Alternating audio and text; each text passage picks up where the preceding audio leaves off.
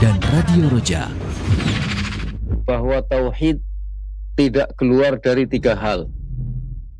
Wa hadza ma taqarrar alaihi madhhabu ahli sunnah wal jamaah. Inilah yang sudah menjadi kepastian bagi madhab ahlus sunnah wal jamaah. Saksikanlah kajian Islam ilmiah di Roja TV dan Radio Roja.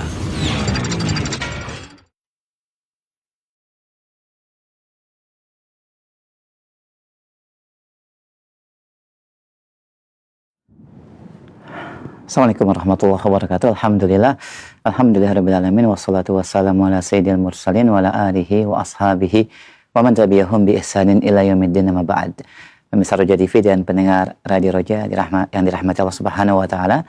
Alhamdulillah, kesempatan malam ini kembali kita bertemu dalam pembahasan dan kajian ilmiah syarah dari Aqidah Ahlussunnati wal Jamaah, Syarah Aqidah Thahawiyah bersama Al-Ustaz Ahmad Faiz Asifuddin hafizahullahu taala, langsung dari studio mini Radio Imam Bukhari Solo, Pondok Pesantren Imam Bukhari Solo. Dan alhamdulillah kita telah terkoneksi bersama Ustadz langsung, dan kita akan berikan kesempatan bagi ikhwah dan akhwat fillah juga dalam pembahasan di malam hari ini. Anda bisa menyampaikan pertanyaan perihal pembahasan Aqidah Thahawiyah dan pertanyaan via chat WhatsApp dan juga secara langsung di line telepon 0218236543. Baik, kita mulai pembahasan dan kajian malam ini. Kepada Ustadz kami persilahkan, falyatafadhal mashkura. Bismillahirrahmanirrahim. Assalamualaikum warahmatullahi wabarakatuh. Innal hamdalillah nahmaduhu wa nasta'inuhu wa nastaghfiruh wa na'udzu billahi min shururi anfusina wa min sayyiati a'malina. May yahdihillahu fala mudilla lahu wa may yudlil fala hadiya lahu. Asyhadu an la ilaha illallah wahdahu la syarika lah wa asyhadu anna Muhammadan abduhu wa rasuluh. Allahumma salli wa sallim wa barik ala abdika wa rasulika Muhammad wa ala alihi wa sahbihi ajma'in. Amma ba'd. Para pendengar, para pemirsa radio dan TV Roja yang dirahmati Allah di mana saja berada, alhamdulillah pada kesempatan malam hari ini kita bisa lanjut membahas permasalahan-permasalahan yang terkait dengan pokok-pokok akidah Ahlussunnah wal Jamaah melalui kitab Matan Aqidah At-Tahawiyah yang disyarah secara ringkas oleh Syekh Shalih Ibn Fauzan Al-Fauzan hafizahullah. Dan terakhir kita membahas tentang Al-Arsh dan Al-Kursi, di mana kursi Allah sangat besar dan arsy jauh lebih besar dari kursi Allah. Sedangkan Allah beristiwa, berada, bersemayam di atas arsy. Berikutnya Al-Imam At-Tahawi rahimahullah mengatakan, wa huwa mustaghnin 'anil arsy wa ma dunahu. Dan Allah tidak butuh kepada arsy dan tidak butuh kepada yang di bawah arsy. Dijelaskan oleh Syekh Shalih Al-Fauzan hafizahullah, la tatasawwar anna ma'na qawlihi ta'ala thumma istawa 'alal 'arsy annahu muhtaj ila al-'arsy kastiwa'il makhluq 'alal makhluq. Engkau jangan membayangkan bahwa makna firman Allah yang terdapat di dalam surah Al-A'raf ayat 54 dan ayat-ayat lain, tsumma stawa 'alal 'arsy, kemudian Allah beristiwa, berada, meninggi di atas arsy, menempat di atas arsy. Jangan kau bayangkan bahwa Allah butuh kepada arsy untuk bersemayam di atasnya, untuk Allah berada di atasnya. Jangan dibayangkan Allah butuh pada arsy seperti menempatnya makhluk di atas makhluk yang lain. Jadi jangan dibayangkan seperti makhluk berada di atas makhluk yang lain. Ketika Allah berada di atas arsy, ketika Allah bersemayam di atas arsy, itu tidak seperti menempatnya makhluk di atas makhluk yang lain. Jangan dibayangkan seperti makhluk bersemayam di atas singgasananya. balillahu azza wa jalla mustawin al arsh wa huwa ghaniyun anil arsy wa ma dunal arsy. Tetapi Allah berada di atas arsy, beristiwa di atas arsy. Sedangkan Allah tidak butuh kepada arsy, apalagi butuh kepada apa yang di bawah arsy. Allah sama sekali tidak butuh kepada arsy. Meskipun Allah berada di atas arsy, meskipun Allah beristiwa di atas arsy, tidak berarti Allah butuh kepada arsy. Jami'ul makhluqat muhtajah ilallah. Semua makhluk itu justru butuh kepada Allah. Innallaha yumsikus samawati wal arda an tazula wala in zalata in amsakahuma min ahadin min ba'di. Ini disebutkan dalam surah Fatir ayat 41. Innallaha yumsikus samawati wal ard an tazula. Sesungguhnya Allah menahan, mengendalikan langit-langit dan bumi supaya tidak bergeser, supaya tidak jatuh. Kalau langit-langit dan bumi bergeser, jatuh, maka tidak ada yang bisa menahannya siapapun sesudah Allah Subhanahu wa taala. Fahuwa alladhi yumsikul arsya. Maka Allah lah yang menahan arsy. Wa yumsikus samawat. Allah yang menahan langit-langit. Wa yumsikul ardha. Allah yang menahan bumi.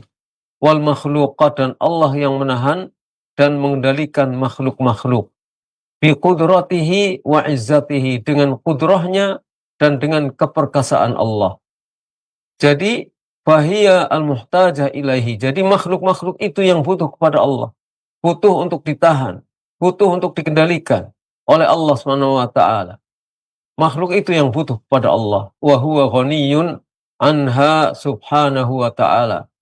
Dan Allah tidak butuh kepada makhluk-makhluknya. Maha tinggi dan maha suci Allah subhanahu wa ta'ala.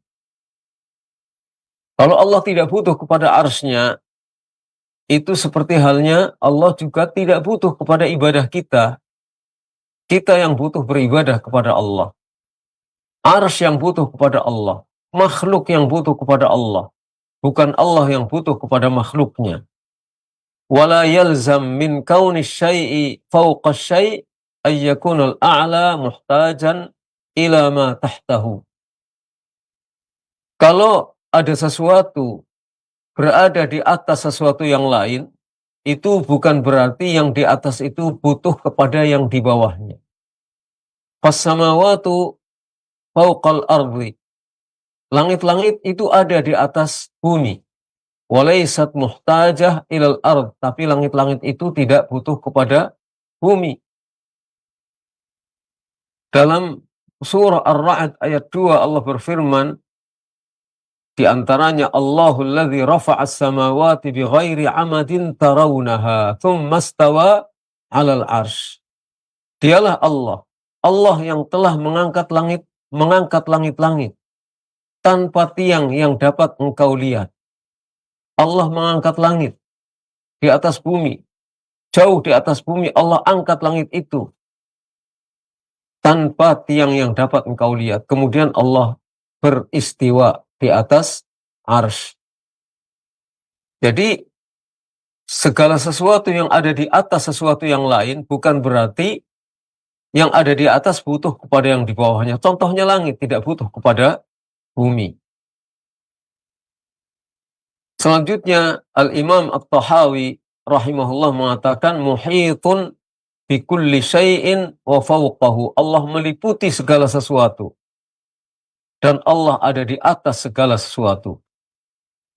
Satu sisi Allah meliputi segala sesuatu, tapi pada saat bersamaan Allah ada di atas segala sesuatu.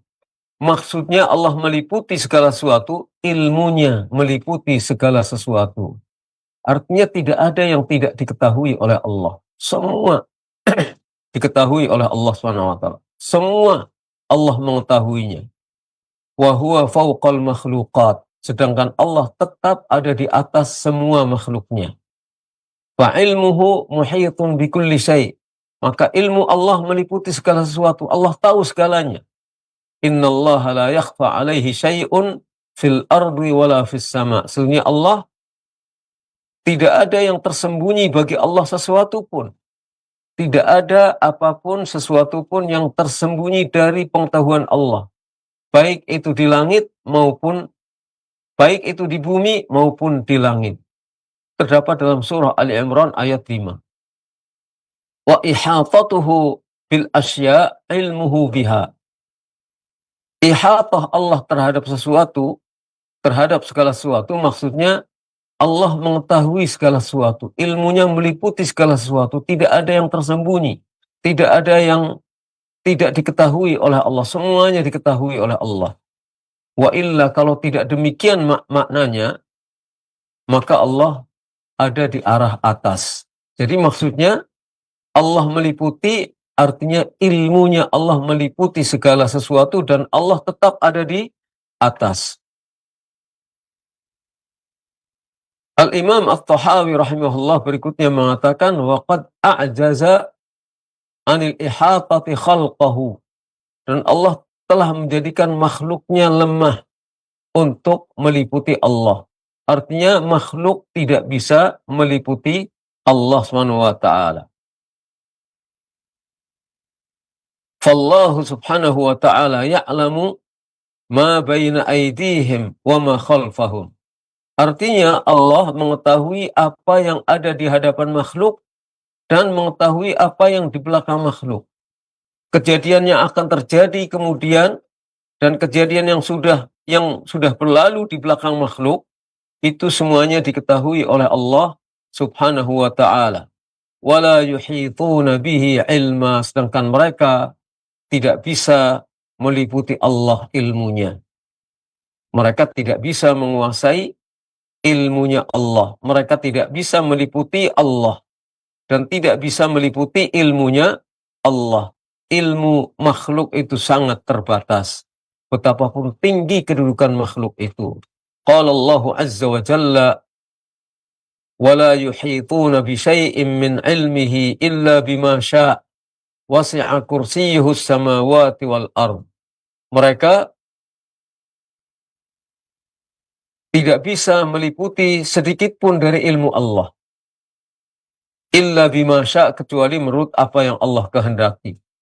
Dan luasnya kursi Allah itu meliputi luasnya langit-langit dan bumi.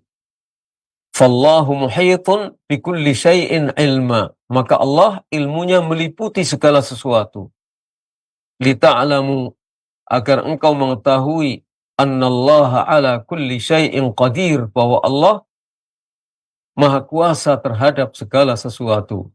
Wa annallaha qad ahata bikulli syai'in ilma. Dan bahwa sesungguhnya Allah SWT ilmunya meliputi segala sesuatu. Jadi tidak ada sedikit pun sesuatu yang tersembunyi dari Allah SWT. Berikutnya Al-Imam At-Tahawi rahimahullah mengatakan, wa naqulu innallaha ittakhadha Ibrahim khalila wa kallama Allahu Musa taklima imanan wa tasdiqan wa taslima. Dan kami katakan, artinya Imam Tahawi menjelaskan, kami berkata. Ini yang menjadi keyakinan Al-Imam At-Tahawi. Dan keyakinan ini adalah keyakinan Ahlus Sunnah wal Jamaah. Innallaha ittakhadha Ibrahim khalila. Sesungguhnya Allah telah menjadikan Ibrahim sebagai khalilnya. Wa kallamallahu Musa taklima. Dan Allah telah berbicara secara langsung kepada Musa alaihi salatu wassalam. Kami katakan ini imanan wa tasdiqan wa taslima, dengan penuh keimanan, dengan penuh kepercayaan, dan dengan penuh kepasrahan diri kepada Allah. Dijelaskan oleh Syekh Shalih Al-Fauzan hafizahullah, min aqidatil muslimin anna ar-rusula afdalul khalqi wa anna ar-rusula yatafadhalun.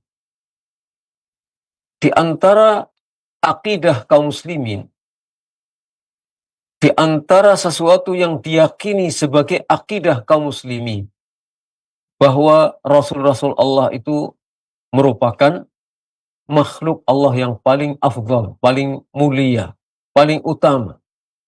Dan bahwa Rasul-Rasul Allah tingkat keutamaannya berbeda-beda. Fahum ya'taqidun, maka kaum muslimin berkeyakinan annallaha ittakhadha Ibrahim khalila. Di antara yang diyakini oleh kaum muslimin adalah bahwa Allah telah menjadikan Ibrahim sebagai khalilnya. Kama qala Allah Ta'ala, sebagaimana Allah Ta'ala telah berfirman dalam surah An-Nisa ayat 125. Wattakhadallahu Ibrahim khalila. Dan Allah telah menjadikan Ibrahim sebagai khalilnya. Khalil itu apa? Khalil dari asal kata khullah. Kata Syekh Shalal Fauzan, wal khullatu hiya a'la darajatil mahabbah. Khullah itu adalah peringkat cinta yang paling tinggi. Kecintaan yang paling tinggi peringkatnya itu disebut khullah.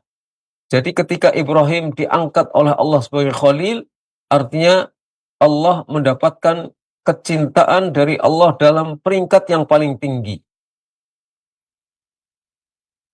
Fallahu jalla wa ala yuhibbu ibadahul mu'minin wal muttaqin wal muhsinin. Maka Allah jalla wa ala menyintai hamba-hambanya yang beriman. Allah menyintai hamba-hambanya yang bertakwa. Allah menyintai hamba-hambanya yang berbuat ihsan. Wa yuhibbut tawwabin wa yuhibbul mutatahhirin. Allah menyintai hamba-hambanya yang bertaubat. Allah menyintai hamba-hambanya yang menyucikan diri. Allah cinta kepada semuanya itu. Walakinnal khullata lam yahsul 'alaiha illa ithnani minal alam. Ibrahimu wa Muhammadun alaihi massalatu wassalam.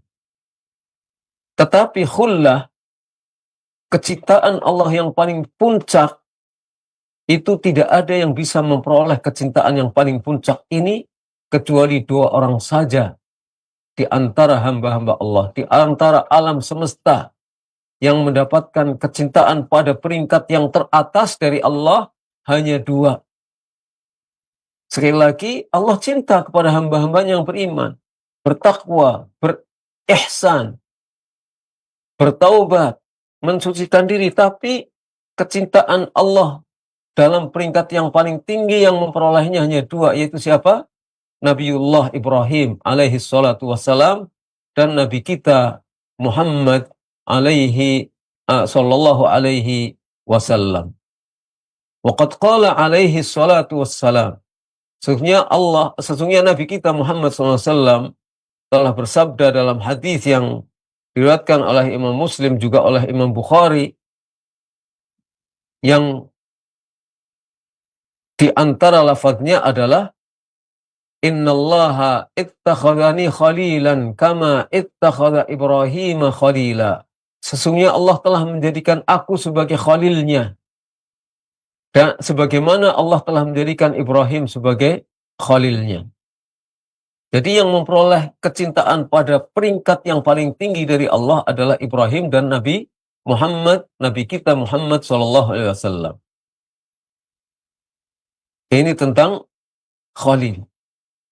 Kemudian ada yang Allah muliakan dengan bentuk yang lain kepada Musa alaihi salatu wassalam.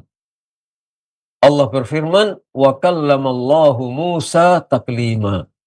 Allah telah berbicara secara langsung kepada Musa alaihi salatu wassalam dengan suatu perkataan. Langsung Allah berbicara. Ini dalam surah An-Nisa ayat 164. Wa kallamallahu Musa taklima. Dan Allah telah berbicara secara langsung kepada Musa alaihi salatu wassalam. Fafaddala ba'dhan nabiyyin ala ba'dhin. Maka Allah telah memberikan keutamaan kepada sebagian nabi di atas sebagian nabi yang lain. wa in kanu kulluhum bil martabati al-ulya. Sekalipun mereka semuanya para nabi itu berada pada peringkat yang sangat tinggi, lebih daripada makhluk yang lain. Lakin Allah Jalla wa Ala faddala ba'dahum ala ba'din. Akan tapi Allah telah menjadikan sebagian nabi punya keutamaan di atas nabi yang lain. Tilkar rusulu faddalna ba'dahum ala ba'd minhum man kallamallah wa rafa'a ba'dahum darajat. Surah Al-Baqarah ayat 253. Itulah para rasul Allah. Kami telah beri keutamaan sebagiannya di atas sebagian yang lain. Di antara para rasul ada yang Allah ajak berbicara langsung. Ini keutamaan yang luar biasa. Wa rafa'a ba'dahum darajat, dan Allah angkat derajat sebagian rasul di atas sebagian yang lain. Fa kullu nabiyyin yu'tihi Allahu azza wa jalla tafdilan khassan bihi. Maka setiap nabi Allah berikan, Allah anugerahkan kepadanya keutamaan khusus kepada nabi. Contohnya, faddala Ibrahim wa Muhammadan alaihi wassalatu wassalam bil khullah. Allah beri keutamaan Ibrahim dan Nabi kita Muhammad alaihi wassalatu wassalam dengan khullah, dengan kecintaan pada peringkat yang paling tinggi. Ini keutamaan yang Allah pilih untuk Ibrahim dan Nabi kita Muhammad SAW.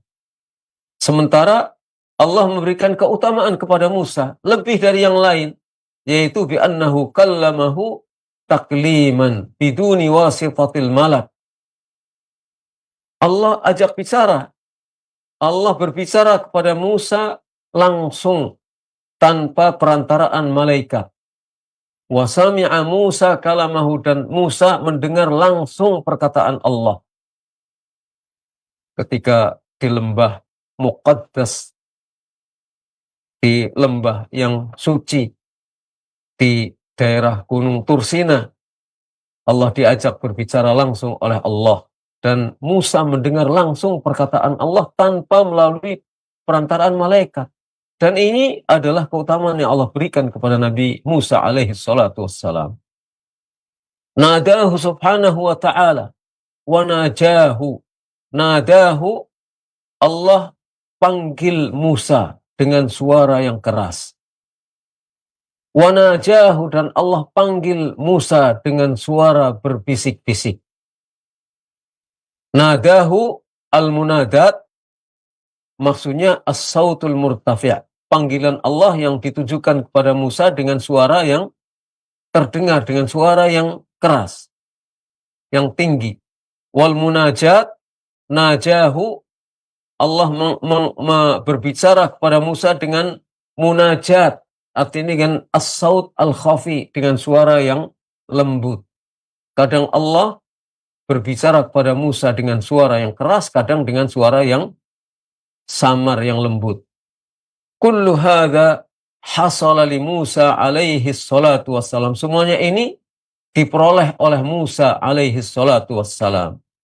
Wa hadhihi fadilatun lam yahsul alaiha ghairuhu. Keutamaan ini tidak diperoleh oleh nabi yang lain. Wa qala taklima. Wa kallamallahu Musa, di akhir ditutup dengan taklima. Firman Allah taklima itu untuk menegaskan bahwa Allah memang benar-benar berbicara secara langsung kepada Musa. Penegasan bahwa Allah benar-benar berbicara. Kenapa Allah mengatakan taklima?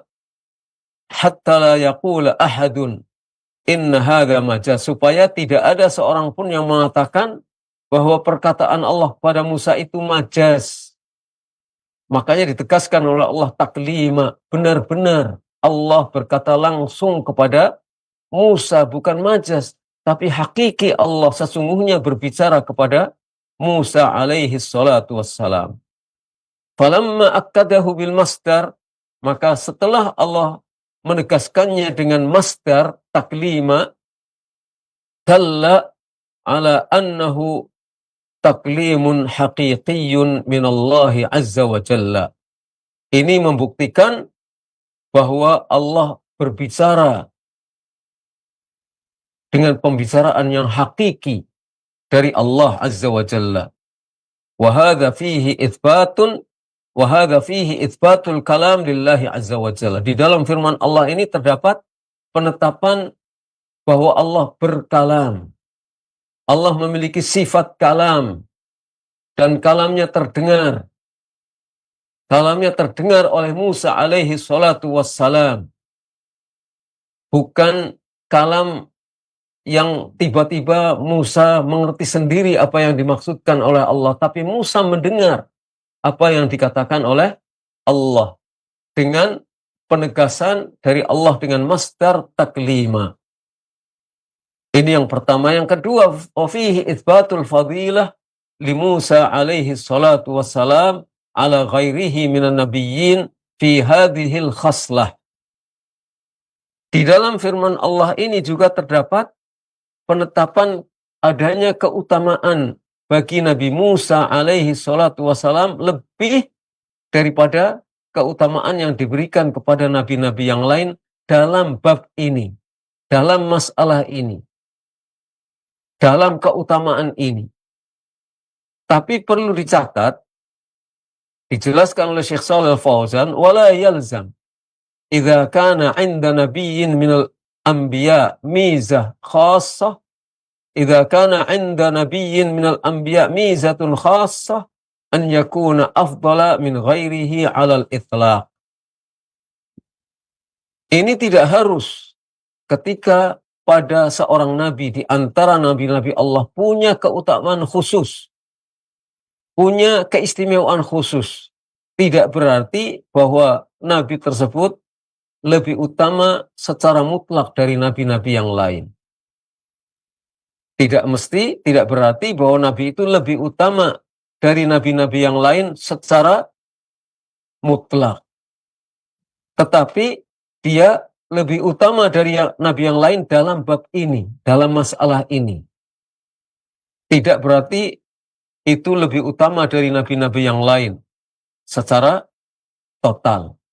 Tapi dalam hal itu, nabi tersebut punya keutamaan dibandingkan yang lain. Kalau nabi yang lain tidak langsung diajak bicara oleh Allah dalam hal ini, maka Nabi Musa punya keutamaan lebih. Jadi tidak berarti bahwa Nabi Musa secara totalitas lebih utama dari semua nabi yang lain dalam semua hal. Tapi dalam hal Nabi Musa diajak berbicara langsung oleh Allah subhanahu wa ta'ala.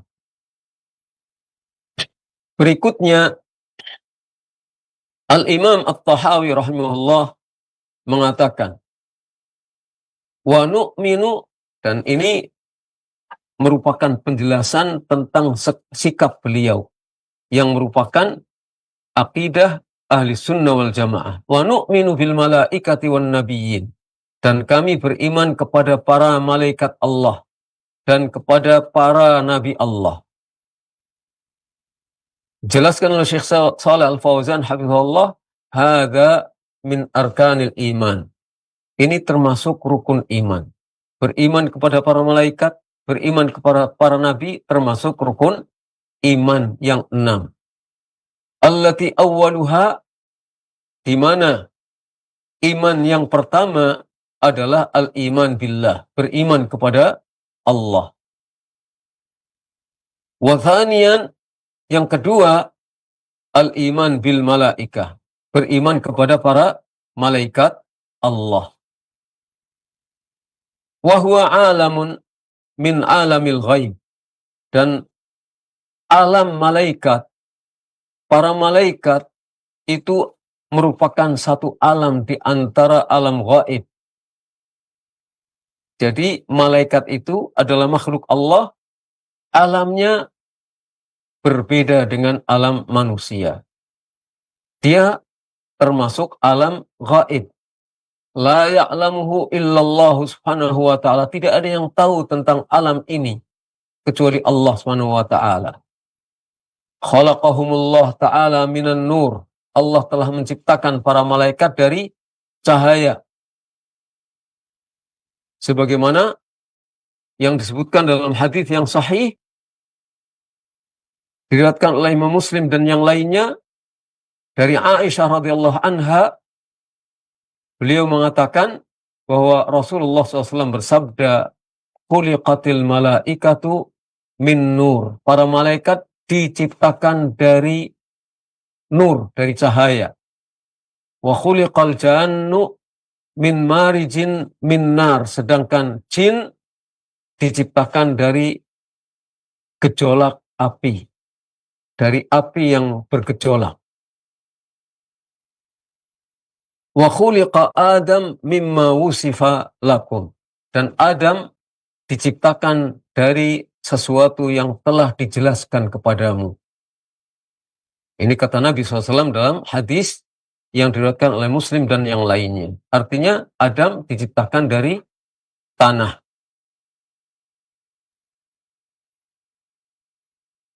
Allah ciptakan para malaikat dari cahaya li'ibadatihi, untuk beribadah kepada Allah Subhanahu wa taala. Semua malaikat beribadah kepada Allah.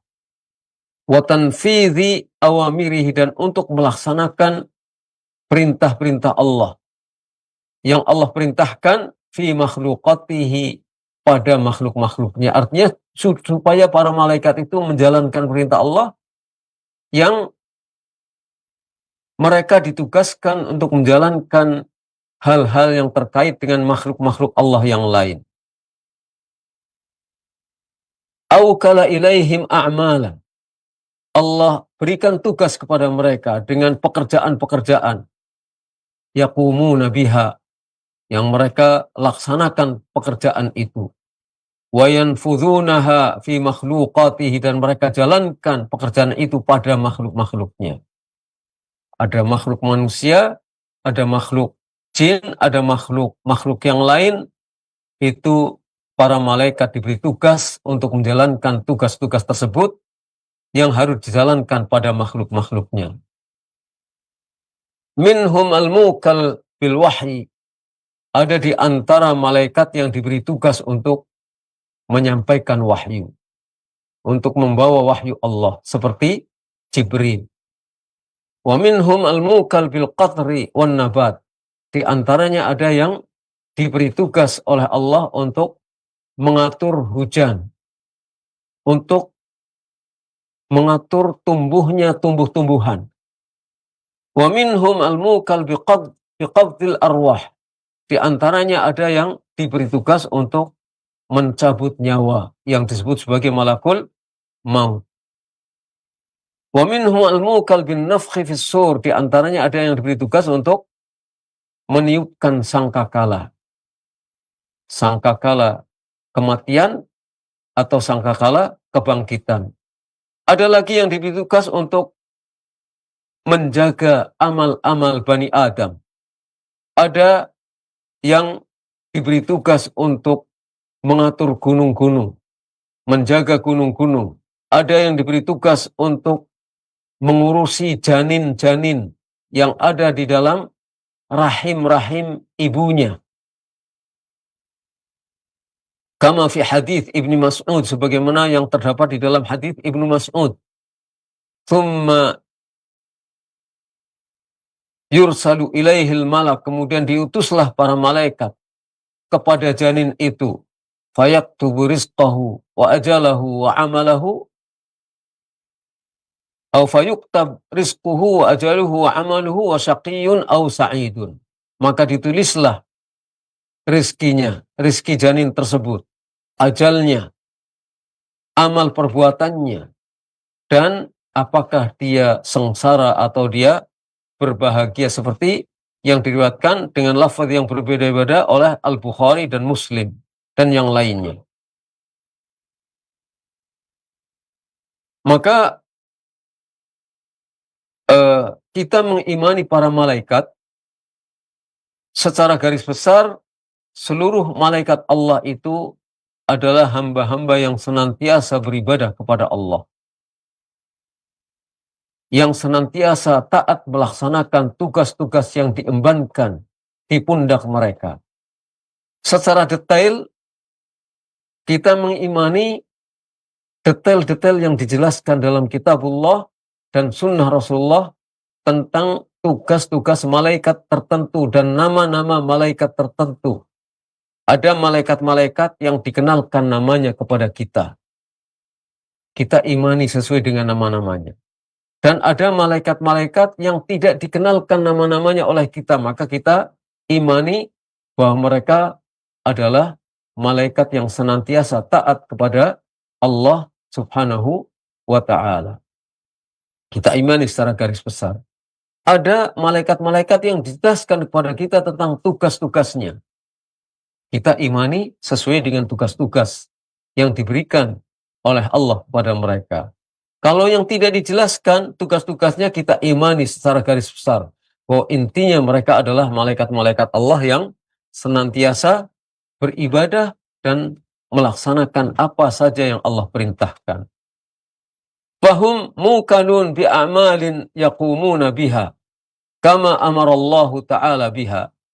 Maka mereka para malaikat itu diberi tugas dengan pekerjaan-pekerjaan yang mereka laksanakannya sesuai dengan apa yang Allah perintahkan. La yasbiqunahu bil qaul wa hum bi amrihi ya'malun. Surah Al-Anbiya ayat 27. Mereka tidak pernah mendahului perkataan Allah. Mereka selalu tunduk dan menunggu apa yang menjadi ketetapan Allah. Apa yang menjadi perintah Allah, tidak pernah mendahului apa yang menjadi perkataan Allah. Wahum bi amrihi ya'malun, dan mereka selalu melaksanakan apa yang Allah perintahkan. Yusabbihuna al-laila wan nahara la yafturun. Seperti disebut dalam surah Al-Anbiya ayat 20. Mereka senantiasa bertasbih, memuji Allah SWT, menyucikan Allah SWT, baik malam maupun siang, tidak pernah putus. Tidak pernah putus untuk bertasbih kepada Allah. Fahum ya'budunallaha ibadatan mutawasilatan. Maka para malaikat itu selalu beribadah kepada Allah. Ibadah yang terus-menerus tidak pernah putus. Padahal mereka adalah malaikat-malaikat yang didekatkan kepada Allah. Malaikat yang merupakan makhluk yang sangat besar. Itu beribadah kepada Allah.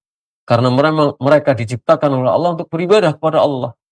Wa ma'adzalika, sekalipun begitu, pekerjaannya selalu beribadah kepada Allah, tapi mereka selalu yaqumuna bima ukala ilaihim min tanfidhil awamir fil makhluqat walahum mahammun azimah.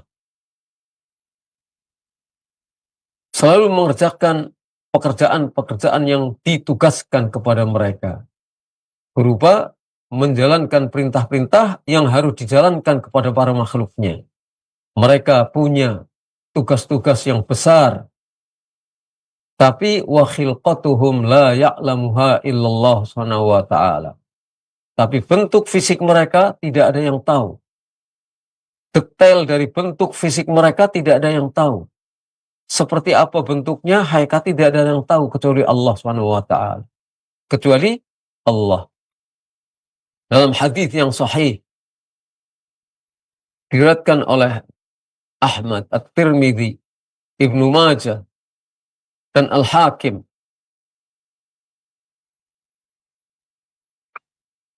an Abi Dzar radhiyallahu anhu, dari Abu Dzar radhiyallahu anhu, qala Rasulullah SAW, Rasulullah SAW bersabda, inni ara ma la tarawun wa asma' ma la tasma'un.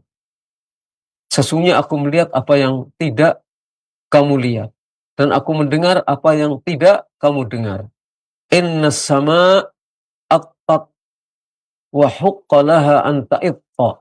Sesungguhnya langit bersuara, berteriak, dan pantas langit itu untuk bersuara, untuk berteriak. Kenapa? Karena beratnya beban langit untuk menanggung berdesak-desakannya para malaikat. Saking banyaknya para malaikat. Ma fiha mawdi'u arba'i asabi'a illa wa malakun wadhi'un jabhatahu sajidan lillah. Tidak ada satu tempat pun di langit. Tidak ada satu tempat pun yang lebarnya seukuran 4 jari kecuali ada malaikat yang meletakkan jidatnya bersujud kepada Allah Subhanahu wa taala. Jadi tidak ada satu tempat pun yang longgar, yang lebarnya 4 jari, kecuali ada malaikat yang meletakkan jidatnya bersujud kepada Allah Subhanahu wa taala. Jadi penuh, banyak sekali jumlah para malaikat. Penuh langit, sehingga bersuara langit.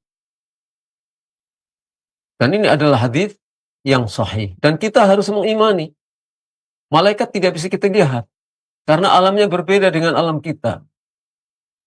Kalau kita bisa melihat, subhanallah, mungkin kita tidak bisa bernafas. Mungkin semuanya akan tertutup oleh adanya para malaikat. Maka ini merupakan nikmat yang Allah berikan, bahwa kita tidak melihat para malaikat.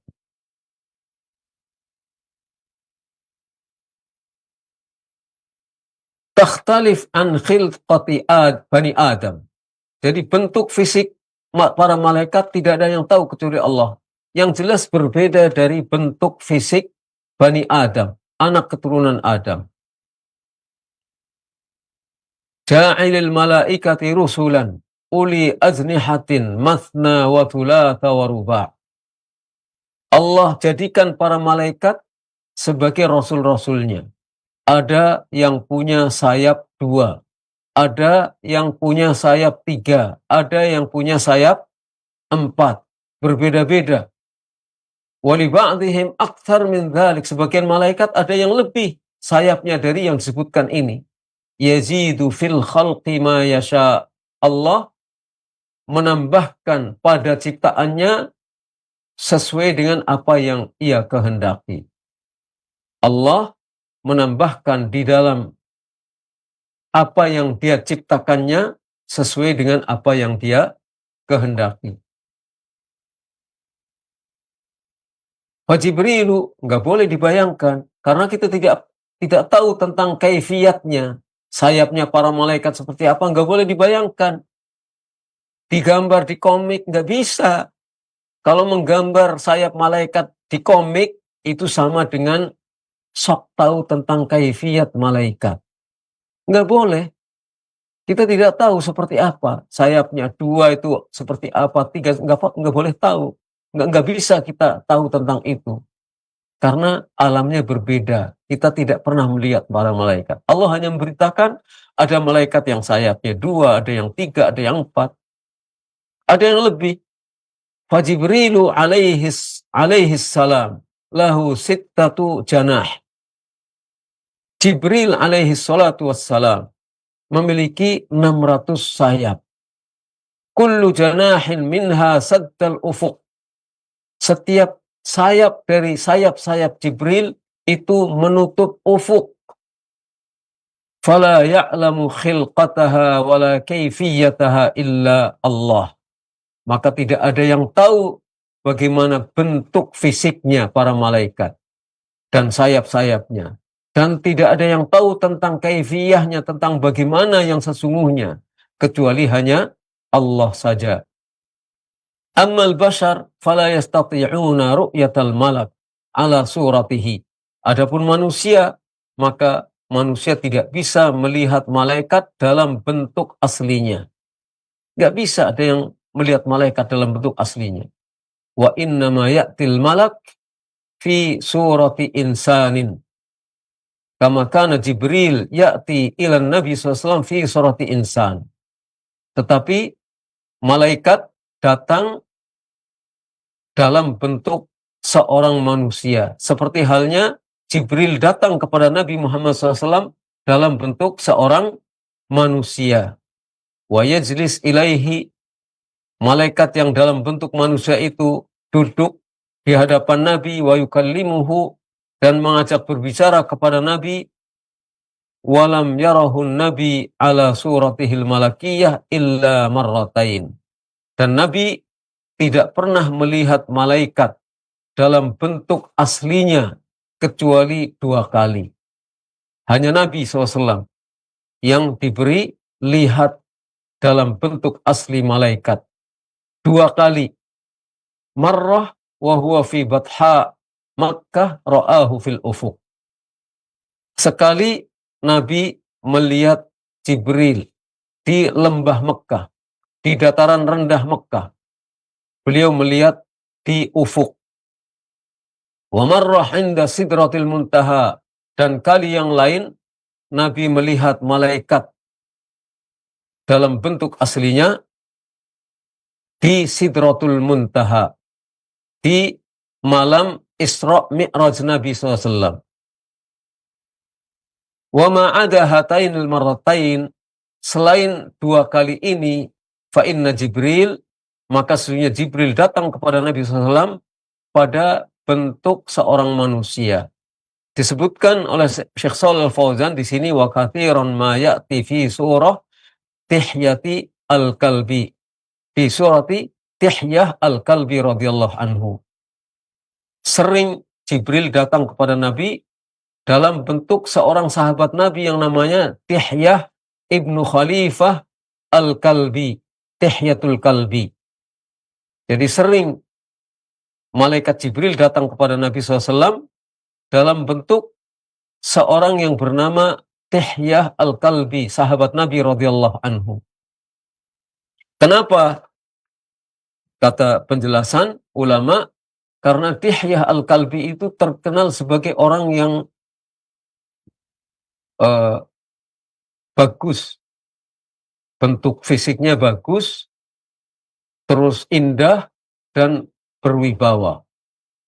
Tapi dalam bentuk seorang Tihyatul Kalbi ini, maksudnya dalam bentuk lahiriahnya saja, dalam bentuk fisiknya, tidak semuanya. Ya, karena malaikat itu bukan Tihyatul Kalbi, dan Tihyatul Kalbi bukan malaikat. Tapi karena Tihyah terkenal sebagai orang yang tampan, yang ganteng, yang indah, fisiknya bagus, berwibawa, maka malaikat Jibril datang kepada Nabi dalam bentuk yang berwibawa seperti itu. Bukan secara batin, tapi secara lahiriah saja. Dan Nabi tahu bahwa itu bukan Tihyah al-Kalbi. Nabi SAW tahu bahwa itu bukan Tihyah al-Kalbi, tapi itu adalah malaikat yang menyerupakan dirinya seperti Tihyah al-Kalbi. Nah, ini kita menyebut tentang Sidratul Muntaha lagi. Pada pekan yang lalu ada yang bertanya tentang Sidratul Muntaha. Jadi Sidratul Muntaha itu pohon yang besar sekali di sorga yang paling atas, di atas sorga, di atas, di langit yang ke-7. Di Sidratul Muntaha ini semua amalan hamba berakhir, semua roh hamba berakhir. Tidak ada yang bisa melewatinya siapapun, bahkan para malaikat dan para nabi tidak bisa melewati Sidratul Muntaha. Di Sidratul Muntaha ini semuanya berakhir, kecuali Nabi SAW ketika beliau dimi'rajkan sampai ke Sidratul Muntaha. Jadi pohon yang sangat besar disebut sebagai sidrah, pohon bidara yang sangat besar. Kepadanya segala sesuatu berakhir, tidak bisa melewatinya siapapun kecuali Nabi SAW. Tapi kemudian Nabi sampai melihat cahaya. Jadi disebutkan dalam hadis riwayat Bukhari bahwa Sidratul Muntaha ini buahnya itu seperti tempayan-tempayan besar yang ada di daerah Hajar.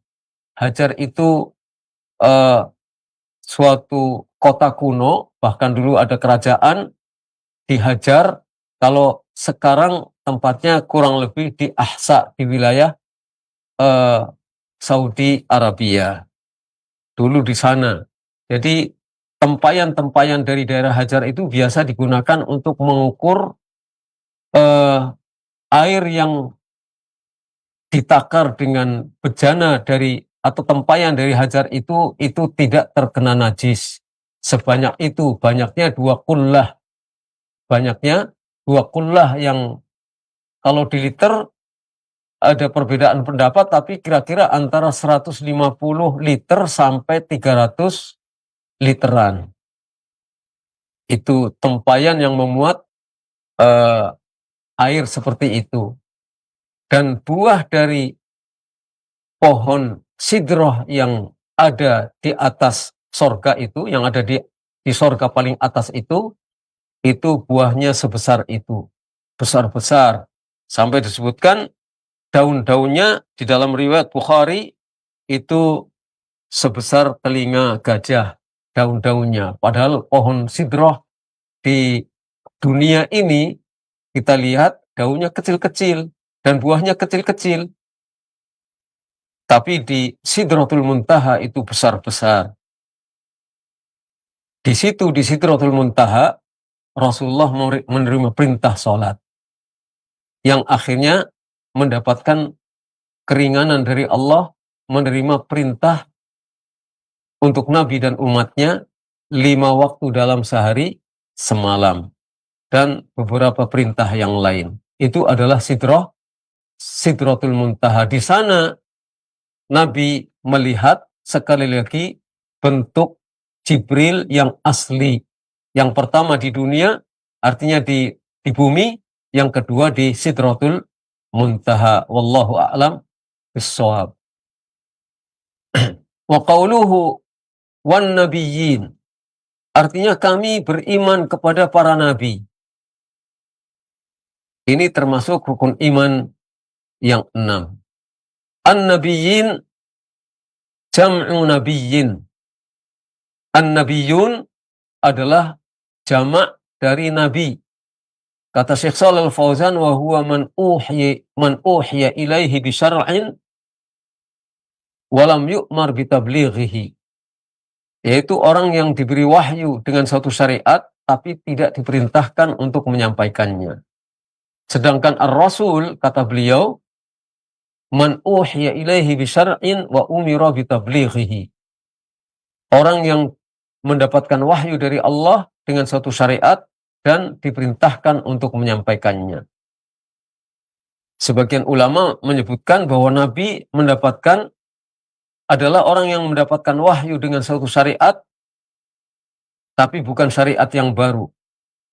Syariat yang sudah ada. Sedangkan Rasul adalah yang menerima wahyu dengan syariatnya baru, diperintahkan untuk menyampaikannya kepada umat. Wa yajibul imanu bi jami'il anbiya'i wal mursalin. Dan wajib mengimani semua nabi dan rasul Allah. Ini juga ada yang Allah perkenalkan kepada kita nama-nama dari nabi-nabi itu dan rasul-rasul itu, maka kita imani sesuai dengan nama-nama yang telah Allah sebutkan. Atau Nabi memperkenalkan kepada kita tentang nama-nama para nabi dan utusan Allah. Di zaman apa, kepada umat apa. Kalau ada penjelasan itu, kita imani sesuai dengan apa yang dijelaskan kepada kita. Tapi di sana ada nabi-nabi dan rasul-rasul Allah yang tidak dijelaskan namanya. Kitabnya apa?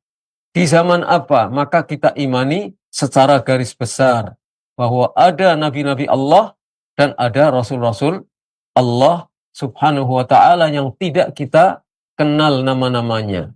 Yang dalam Al-Quran, dalam hadis Nabi SAW, itu 20 nabi dan rasul itu hanya 25. Padahal jumlah para nabi dan para rasul Allah itu sangat banyak. Jadi kita harus mengimani semua nabi dan rasul Allah. Wa man amana bi ba'dihim wa kafara bi ba'dihim fahuwa kafirun bil jami'. Dan barang siapa yang beriman kepada sebagian nabi atau rasul dan kafir terhadap sebagian yang lain, maka dia kafir kepada semua rasul dan nabi. La nufarriqu baina ahadim mir rusulih. Kita tidak membeda-bedakan antara satu dan yang lainnya dari rasul-rasul Allah.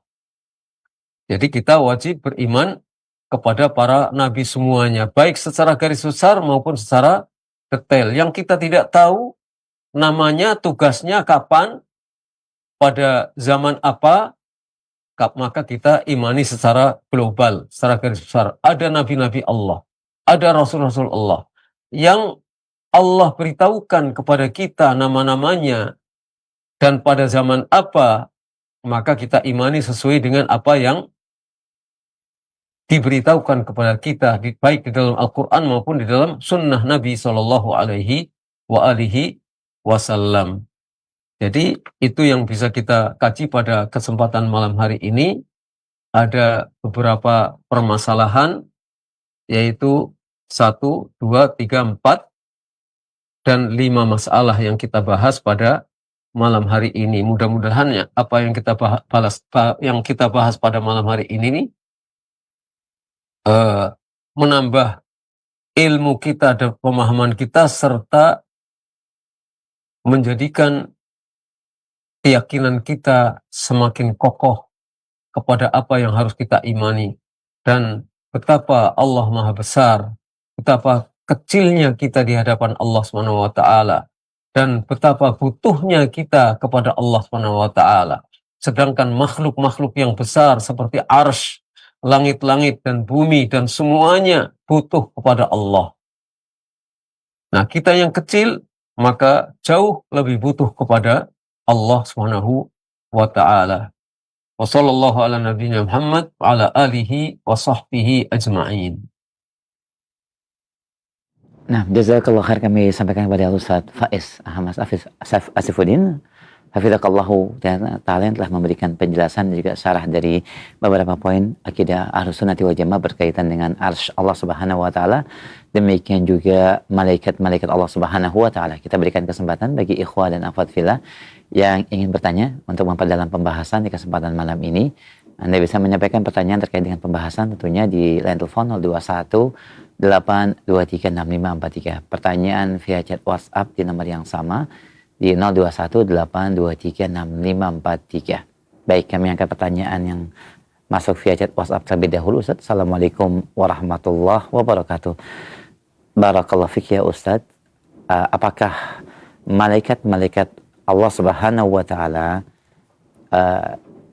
juga dapat kita ketahui di dalam jiwa atau di dalam diri ketika ada amalan-amalan atau ritual-ritual khusus yang kemudian diamalkan oleh sebagian kaum muslimin untuk mengusir syaitan dan mendatangkan malaikat ke rumah? Mohon nasihatnya, jazakallah khair. Mohon diulang pertanyaannya. Baik, pertanyaannya Ustaz, apakah ada amalan-amalan khusus yang bisa diamalkan secara ritual keseharian untuk mengusir syaitan yang ada di rumah dan juga mendatangkan malaikat? Dan kehadiran malaikat di rumah apakah bisa diketahui? Jazakallah khair. Kalau untuk mengusir setan dari rumah, itu Nabi mengajarkan kepada kita untuk membaca Al-Quran. Jadi jangan jadikan rumah kamu seperti kuburan. Artinya supaya kita membaca Al-Quran. Bahkan kita ada penjelasan dari Nabi, dengan membaca surat Al-Baqarah dan surah Al-Imran itu akan mengusir setan dari rumah. Itu ada. Jadi kita membaca Al-Quran. Jadi amalan itu adalah kita perbanyak membaca Al-Quran di rumah kita. Jadi upayakan untuk senantiasa membaca Al-Quran di rumah kita. Jangan sampai rumah kita itu seperti kuburan, karena kuburan itu bukan tempat membaca Al-Quran. Jadi jangan samakan rumah kita dengan kuburan. Ramaikan rumah kita dengan banyak membaca Al-Quran dan banyak berzikir kepada Allah. Adapun amalan-amalan untuk mendatangkan para malaikat,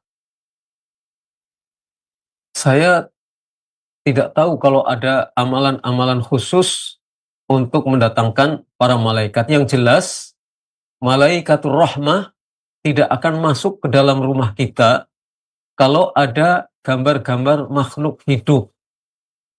Jadi kalau ada gambar-gambar di rumah kita makhluk hidup, maka malaikat rahmat tidak akan masuk rumah kita. Makanya kita hilangkan rumah kita dari gambar-gambar makhluk hidup yang dipasang di dinding atau di mana. Jadi itu amalan-amalan tertentu saya tidak tahu, wallahu a'lam bishawab. Dan apakah kita tahu ada malaikat atau tidak? Yang jelas malaikat itu kalau kita ramaikan rumah kita dengan doa, zikir, baca Al-Quran, insya Allah ada malaikat rahmat yang datang ke dalam rumah kita, meskipun kita tidak bisa melihatnya dan kita tidak bisa merasakan kehadiran mereka, karena alamnya berbeda. Nggak bisa kemudian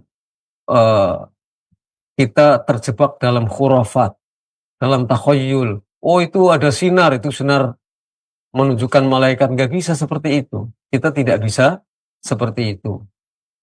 Dan nggak boleh, jangan-jangan kita tertipu. Itu sinar yang dibuat oleh setan, kita merasakannya sebagai malaikat, yang akhirnya kita melakukan penyimpangan-penyimpangan. Khurafat dan takhayul itu sudah merupakan penyimpangan dan itu dari setan. Jadi, wallahu a'lam bishawab, tidak ada amalan tertentu untuk memanggil para malaikat datang. Yang jelas kalau kita banyak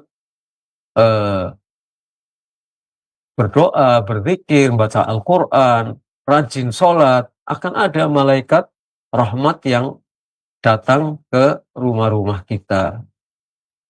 Atau mereka tahu apa yang kita lakukan. Allah a'lam bishawab. Nah, Ustaz, jazakallahu khair atas penjelasan dan juga jawaban yang disampaikan. Demikian ikhwah dan akhwat fillah yang bertanya, barakallahu fikum. Kami berikan kesempatan via telepon. Silakan bagi Anda yang ingin bertanya di line telepon 021 823 6543. Bagi yang baru bergabung dalam pembahasan syarah Aqidah Tahawiyah dan pembahasan secara khusus mengenai bab arsy dan juga malaikat Allah Subhanahu wa taala. Baik, kita akan coba untuk mengangkat telepon yang sudah masuk. Silakan. Nah, assalamualaikum. Halo. Ya. Kalian belum? Silakan akhi. Assalamualaikum. Halo, assalamualaikum. Waalaikumsalam warahmatullahi wabarakatuh. Dengan siapa di mana, Bapak? Assalamualaikum warahmatullahi wabarakatuh. Waalaikumsalam warahmatullahi wabarakatuh. Dengan siapa, Bapak, di mana? Dengan Pak Ruslan di Muning Dalam, kilometer 12, Banjarmasin. Masya Allah, ahlan, Pak. Nah, silakan pertanyaannya. Silakan, Pak Ruslan. Assalamualaikum warahmatullahi wabarakatuh, Pak Ustadz. Assalamualaikum warahmatullahi wabarakatuh. Nah, silakan pertanyaannya. Begini, saya mau bertanya Pak Ustadz tentang masalah mengambil air wudhu. Dan kita kan menggenggam air itu dengan tangan. Apakah itu betul bahwa tangan yang kita cibukkan ke air itu diisyaratkan sebagaimana gayung? Ada pertanyaan yang sesuai dengan kalau materi. Kita tidak diisyaratkan sebagai itu gayung, maka air yang kita tempelkan ke muka. Pak Ruslan dan juga pemirsa yang lain, kami berharap pertanyaan sesuai dengan pembahasan di kesempatan malam ini, pembahasan bab akidah secara khusus. Dan untuk pembahasan atau pertanyaan berkaitan dengan fikih, nanti kita akan bisa disampaikan pada bab dan juga kajiannya secara khusus. Kembali kepada pertanyaan yang berkesesuaian dengan materi, Ustaz, kami angkat dari penanya yang bertanya berkaitan dengan ayat Allah surat Fussilat ayat 30. Ustaz, mohon pemahaman berkaitan dengan Allah Subhanahu wa taala berfirman, innal ladzina qalu rabbunallahu tsumma istaqamu tatanazzalu alaihimul malaikatu Allah Subhanahu wa taala akan menurunkan malaikat-malaikatnya kepada mereka yang mengatakan atau beristiqomah. Apakah makna turun malaikat-malaikat Allah kepada orang-orang yang beristiqomah ini, Ustaz? Silakan. Ya, malaikat turun dari atas ke bumi, dan memang malaikat itu bergiliran ya, ada yang malaikat malam turun, nanti pada waktu subuh malaikat yang turun ke bumi naik berganti dengan malaikat siang, dan begitu bergilir dan sesungguhnya turun. Dan para malaikat itu tidak mustahil untuk bisa turun atau naik ke atas, dari atas turun ke bawah, karena mereka adalah makhluk-makhluk yang diutus oleh Allah Subhanahu wa taala. Nah, jazakallah khair, barakallahu fiik. Ustaz, kami angkat kembali pertanyaan selanjutnya. Assalamualaikum warahmatullahi wabarakatuh. Semoga Allah memberkahi Ustaz. Ustaz, apakah ada penjelasan di dalam hadis yang sahih berkaitan dengan sifat dan karakter kursi Allah Subhanahu wa taala? Mohon penjelasan, jazakallah khair. Kalau ayat adalah yang terdapat di dalam ayat kursi. Wasi'a kursiyyuhus samawati wal ard. Kursi Allah itu luasnya meliputi langit-langit dan bumi. Kemudian ada athar dari Ibnu Abbas, dan athar ini oleh para ulama dinyatakan sahih sampai kepada Ibnu Abbas, bahwa kursi Allah itu adalah maudhi'u al-qadamain, tempat dua kaki, ya, tempat dua kakinya Allah. Tidak berarti bahwa Allah menyentuh kursi itu, tapi disebutkan itu maudhi'ul qadamain, tempat dua kaki. Jadi itu yang saya ketahui tentang itu, wallahu a'lam bishawab. Jazakallah khair, barakallahu fiik ya Ustaz. Kami angkat pertanyaan selanjutnya, masih berkaitan dengan pembahasan. Assalamualaikum warahmatullahi wabarakatuh. Allah Subhanahu wa taala berfirman ya Ustaz di satu ayat, innallaha wa malaikatahu yusholluna 'alan nabi. Apakah makna salawat malaikat di dalam ayat ini, Ustaz? Mohon penjelasan, jazakallah khair.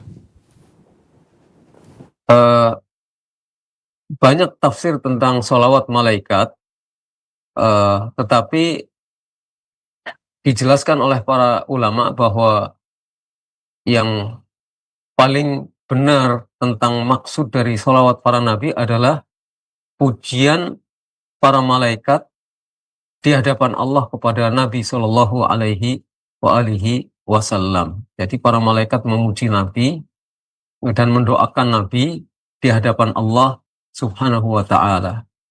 Nah, Allah a'lam bishawab. Jazakallah khair, barakallahu fiik ya Ustaz, atas jawabannya. Demikian bagi yang bertanya, semoga menjadi pemahaman dan ilmu yang bermanfaat. Baik, kami angkat kembali pertanyaan masih berkaitan dengan pembahasan dari pendengar kita di Jakarta. Assalamualaikum warahmatullahi wabarakatuh.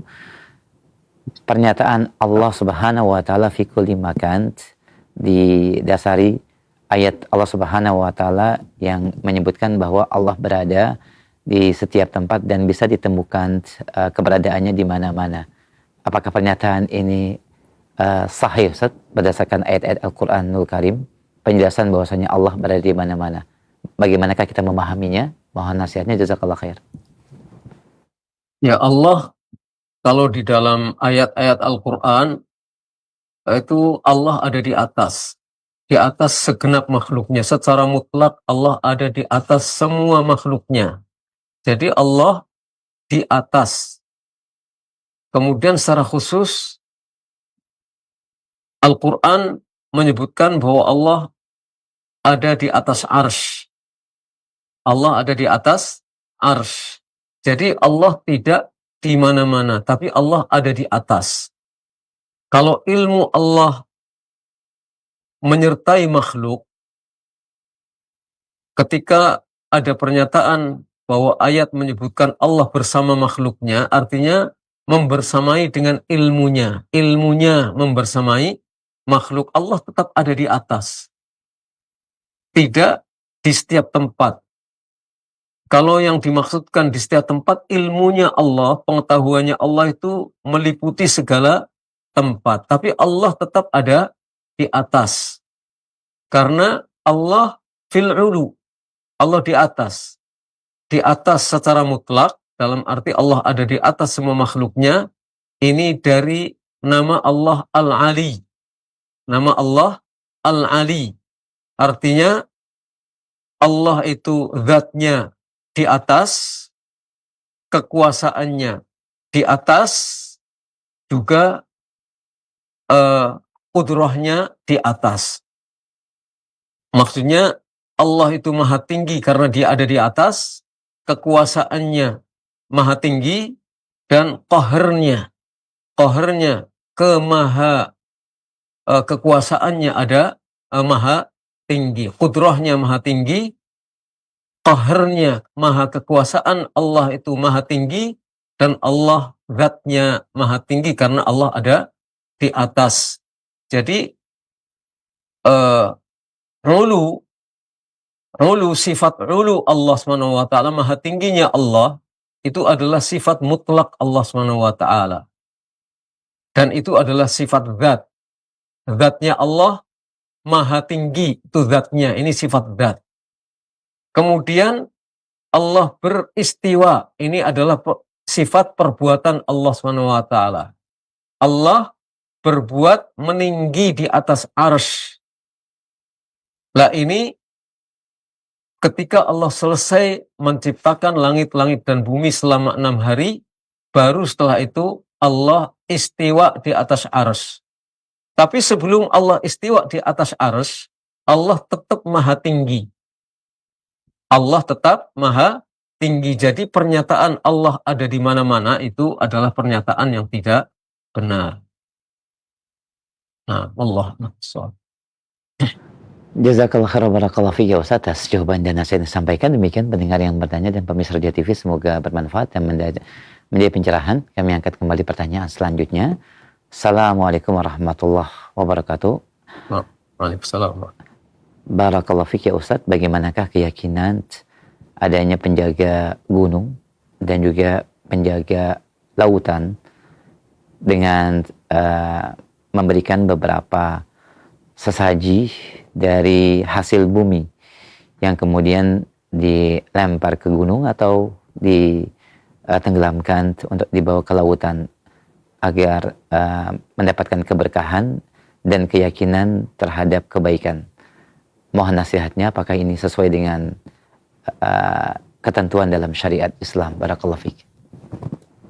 Ya, nggak boleh itu memberikan sesajian dipersembahkan kepada penjaga gunung, pada penjaga lautan yang itu adalah makhluk halus, ya, atau makhluk yang dianggap kalau tidak memberikan sesajian maka akan mendatangkan bencana.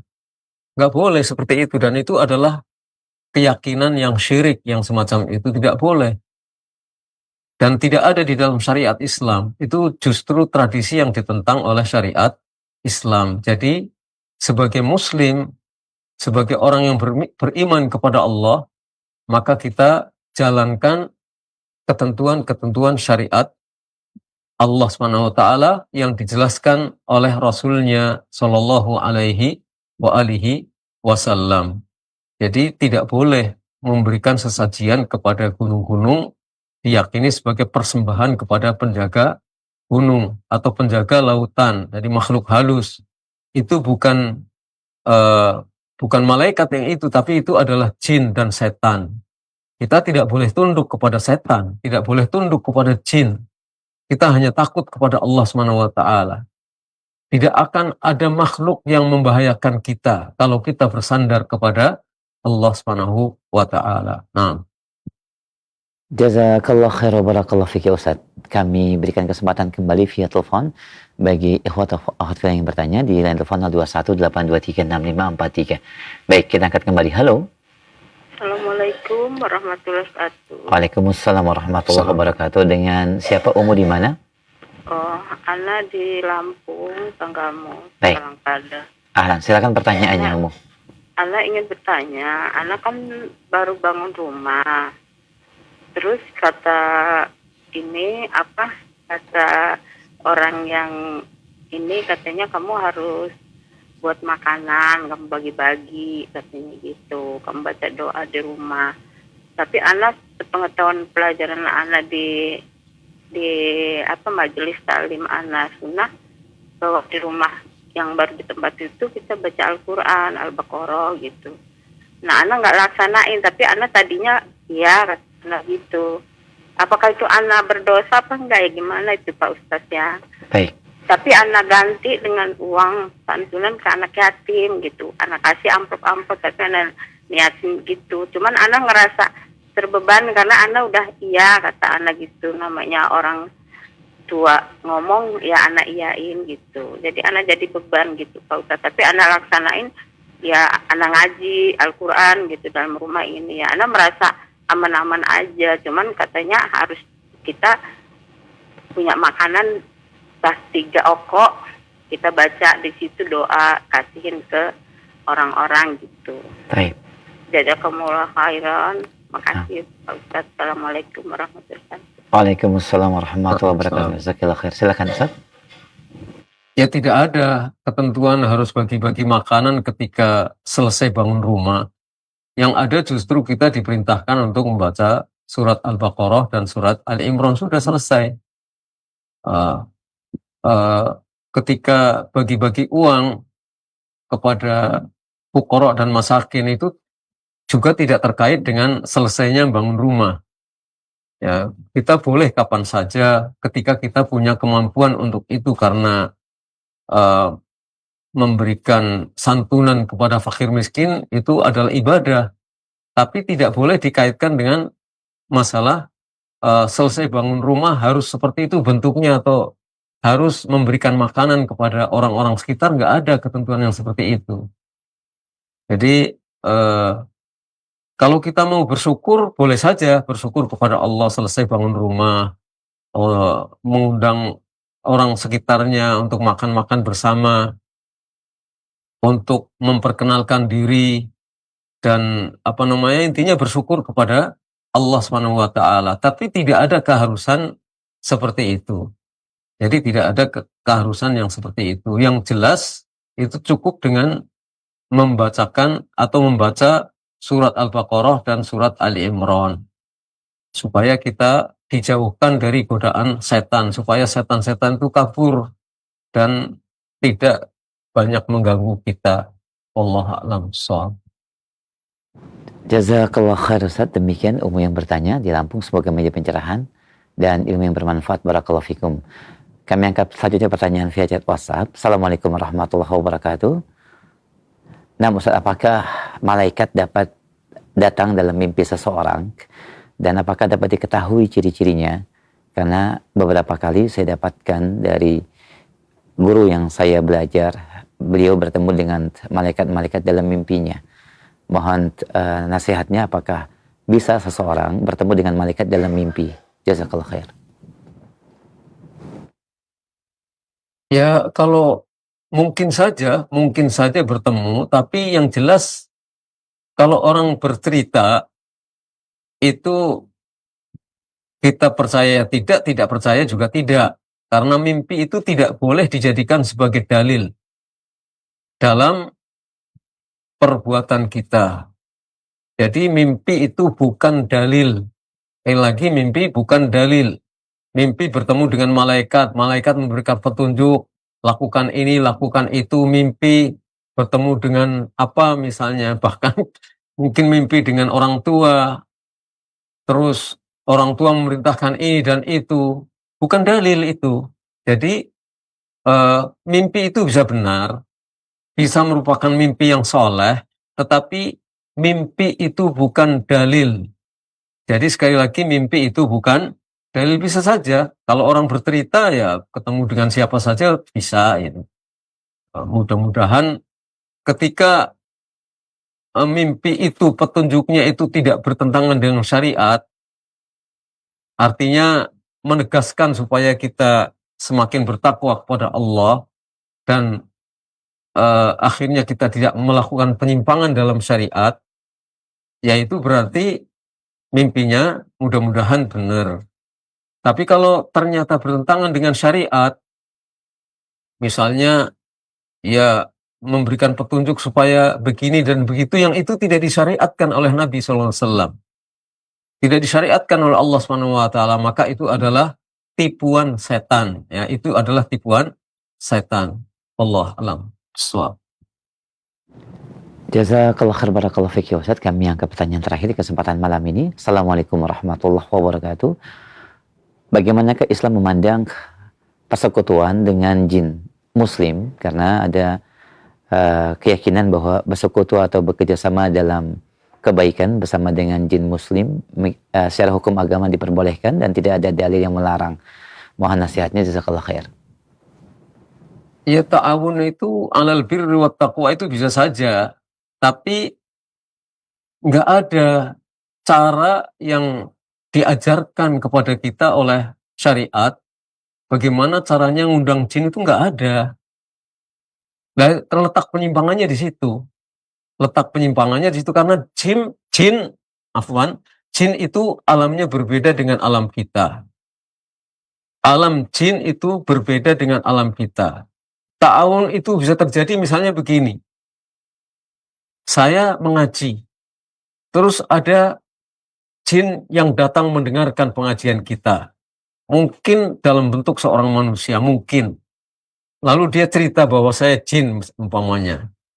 Terus saya suruh dia, ya sudah sana, kamu setelah ngaji ini sampaikan kepada kaummu. Seperti yang dilakukan oleh Nabi SAW. Lah itu bentuk ta'awun. Tapi kalau ta'awun itu, wahai jin, tolong saya mau membangun rumah, bawakan kayu ke sana, bawakan genteng ke sana, terus kemudian tolong gali lubang untuk pandasi. Lah itu tidak ada yang seperti itu. Itu hanya dikerjasamakan dengan manusia yang alamnya sama dengan kita. Kalau sudah menggunakan jin seperti itu dengan alasan ta'awun alal birri wat taqwa, itu bukan alal birri wat taqwa. Karena dia sudah memanggil jin menggunakan khodam, itu namanya. Perhatikan ini, jadi jangan sampai kita salah langkah. Kita menganggap itu kerjasama, padahal itu bukan kerjasama yang disyariatkan di dalam Islam. Karena nggak bisa orang memanggil jin, mengundang itu nggak bisa orang, karena alamnya berbeda.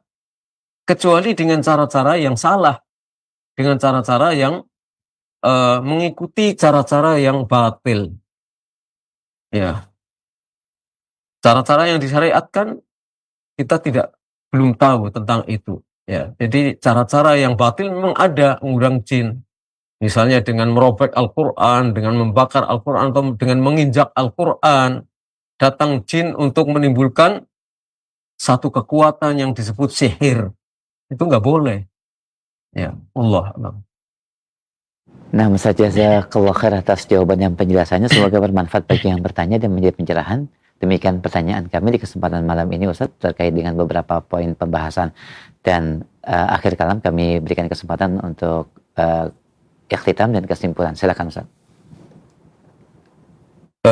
Para pendengar yang dirahmati Allah, para pemirsa yang dirahmati Allah, marilah kita perhatikan keimanan kita, keyakinan kita. Jangan sampai kita melakukan penyimpangan-penyimpangan dalam urusan agama, apalagi itu terkait dengan masalah keyakinan. Karena kalau sudah salah dalam masalah keyakinan, maka kesesatannya akan lebih besar, bahkan sampai kepada kemusyrikan atau kekufuran. Jadi dalam mempelajari hal-hal yang merupakan prinsip ajaran Islam, kita berusaha untuk benar, dan kita belajar terus-menerus untuk menambal kekurangan-kekurangan kita, untuk memperkuat keyakinan-keyakinan kita, dan kita senantiasa berdoa kepada Allah supaya Allah terus memberikan taufik kepada kita, taufik untuk paham, taufik untuk mampu dan mau menjalankan apa yang kita paham dengan benar, dan taufik untuk kita istiqomah, serta taufik untuk kita husnul khatimah. Itu wassallallahu ala nabiyina Muhammad wa ala alihi wa sahbihi ajma'in. Jazakumullah khairan kami sampaikan kepada Ustaz Ahmad Faiz Asifuddin MA hafizahullah ta'ala Jazakallah khair Ustaz atas keluangan waktu dan kelapangannya pembahasan ilmiah di kesempatan malam ini. Beberapa jawaban dan nasihat yang disampaikan untuk pemirsa dan pendengar Radio Roja, semoga memberikan taufik, pencerahan dan ilmu yang bermanfaat. Dan insya Allah kita akan lanjutkan kembali kesempatan Jumat yang akan datang. Pemirsa dan pendengar Radio Roja, demikian pembahasan dari Syarah Akidah Thahawiyah di kesempatan malam ini bersama Ustaz Ahmad Faiz dari Studio Mini Pondok Pesantren Imam Bukhari, Solo. Semoga apa yang beliau sampaikan memberikan pencerahan ilmu yang bermanfaat berkaitan dengan akidah Ahlussunnah, tentang arsy Allah, tentang kursi Allah, dan juga para malaikat Allah Subhanahu wa taala. Tentunya sesuai dengan pemahaman akidah Ahlussunnah wal Jamaah, pemahaman para sahabat Rasulullah sallallahu alaihi wasallam dan para a'immah ulama-ulama yang mengikuti jejak mereka. Kita mohon kepada Allah hidayah taufik agar kita bisa mempelajari, memahami dan juga mengamalkan dalam kehidupan kita sehari-hari. Kami mohon maaf ada sejumlah pertanyaan tidak bisa kami sampaikan karena keterbatasan waktu yang ada, dan kita akhiri pertemuan malam ini dengan kafaratul majlis. Subhanakallahumma bihamdik asyhadu alla ilaha illa anta astaghfiruka wa atubu ilaik. Assalamualaikum warahmatullahi wabarakatuh. Waalaikumsalam warahmatullahi wabarakatuh.